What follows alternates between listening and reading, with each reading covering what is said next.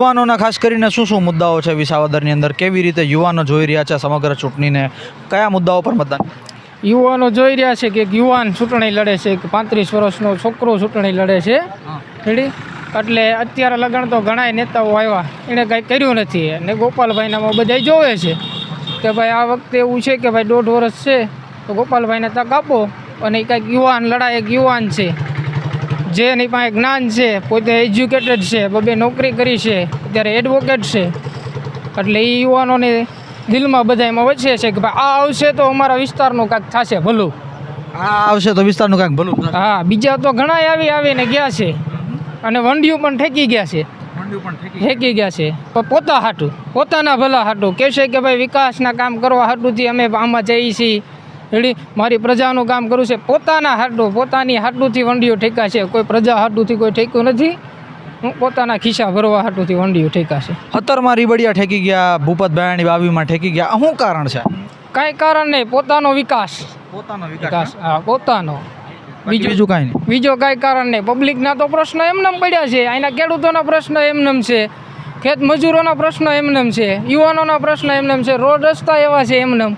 એમાં કાંઈ સુધારો થયો નથી અને કરવાના પણ નથી. ખબર જ છે કે વંડિયું ઠેકવાના જ છે એ, અને ઠેકી ગયા. અને ગોપાલભાઈ આવ્યા છે, અમને ખાતરી છે કે ભાઈ ક્યાંય જવાનો વ્યક્તિ નથી. ટિકિટ ના આપી રીબડિયાને અને ભૂપતભાઈ? ભાઈ તો ખ્યાલ જ હતો કે ભાઈ રીબડિયાને ને ભૂપતભાઈને બેને ઘરે રહેવાનું જ છે, ઘરે જ રહેવાનું છે, ઘરે જ રહેવાનું છે. એનું ઉપર રાજકીય કારકિર્દી જ પૂરી કરી દેવાની એક પહેલેથી જ ષડયંત્ર હતું. એમાં એ સફળ થઈ ગયા. તમે તો યુવાન છો, યુવાનોમાં ફરતા છો. કયું ગામ તમારું કીધું તમે? ઘોડાસણ. ઘોડાસણના ગામડાના યુવાનો અને બીજા ગામડાના યુવાનો ગોપાલિયાને લઈને પોઝિટિવ લાગી રહ્યા? હા, પોઝિટિવ છે. શિક્ષણના મુદ્દા હલ કરશે, રોજગારીના મુદ્દા? હા, રોજગારી, શિક્ષણ અને જુસ્સાથી છે એની સાથે કે હા કે એક યુવાન આવ્યો છે, નવ યુવાન કંઈક કરીને દેખાડશે, કંઈ કરીને દેખાડશે એવો નવ. હા, અને ચોક્કસ કરશે, ચોક્કસ થશે. હામુ નીતિન રાણપડિયા છે કોંગ્રેસમાંથી, ઓલા કિરીટ પટેલ છે ભાજપમાંથી, એ કાંઈ નહીં પછી? હા, એ નીતિનભાઈ છે રેડી, અત્યારે ચૂંટણી લડવા ખાતર આવ્યા છે બધા. ચૂંટણી લડવા? હા, અત્યારે કાંઈ નહીં, ક્યાંય નહીં. કિરીટભાઈ છે તો એની રીતે બધા સહકારી મંડળીઓ છે, બેંકો છે, એમાં બહુ મોટા કૌભાંડો કર્યા છે રેડી. એના પૈસાના એના જોરે અહીંયા ચૂંટણી લડવા આવ્યા છે. અહીંયા ચૂંટણી લડવા? બાકી કોઈ બી નેતામાં ગોપાલ જેટલો દમ?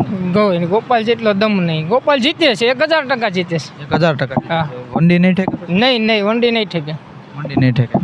નહીં ઠેકે, એની ખાતરી છે અમને કે વંડી નહીં ઠેકે. 1000% વંડી નહીં ઠેકે. એને ઠેકવી હોત તો 2022 પછી 2024માં લોકસભા આવી તો ત્યારે વી ગયા હોત.